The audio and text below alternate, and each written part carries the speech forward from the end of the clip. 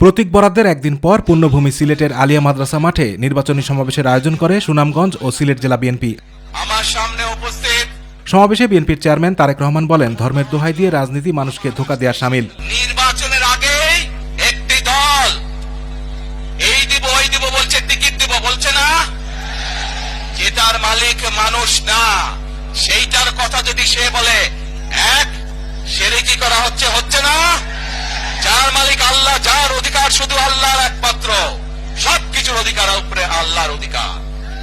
কাজেই আগেই তো আপনাদেরকে ঠকাচ্ছে, নির্বাচনের ফলে তাহলে কেমন ঠকাবে আপনাদেরকে বোঝে নেবার। তিনি বলেন, অশুভ উদ্দেশ্য হাসিল করতে একটি মহল অপতৎপরতা চালাচ্ছে। বিভিন্ন সোশ্যাল মিডিয়াতে এসেছে, মধ্যপ্রাচ্য সহ বিভিন্ন দেশে পোস্টাল ব্যালট যেগুলো পাঠানো হয়েছে সেগুলোকে কিভাবে ডাকাতি করা হয়েছে। ঠিক যারা এই দেশ থেকে পালিয়ে গেছে তারা যেভাবে আপনাদের ভোট ডাকাতি করেছিল,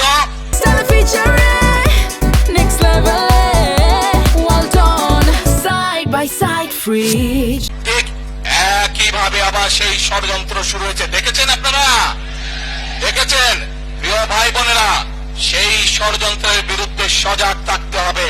তারেক রহমান বলেন, বাংলাদেশকে তাবেদার রাষ্ট্রে পরিণত করতে অনেক আগে থেকেই অপচেষ্টা করছে একটি মহল। আমরা দেখেছি গত 15-16 বছর কিভাবে এই দেশকে অন্য দেশের কাছে বন্ধক দিয়ে দেওয়া হয়েছিল। সেজন্যই আমি বলেছি, দিল্লি নয়, দিল্লি নয় অন্য কোন দেশ, সবার আগে বাংলাদেশ।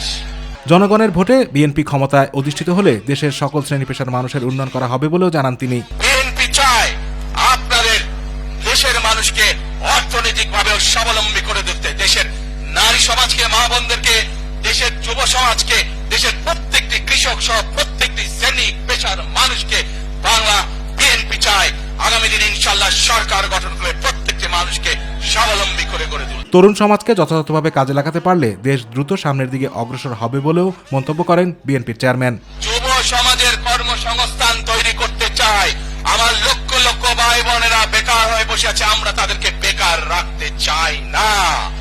আমরা তাদের জন্য কাজের সংস্থান সৃষ্টি করতে চাই, কারণ তারা যাতে স্বাবলম্বী হতে পারে। আতিকুর রহমান তিতাস, মাই টিভি। আমরা দক্ষ শ্রমিক হিসেবে গড়ে তুলতে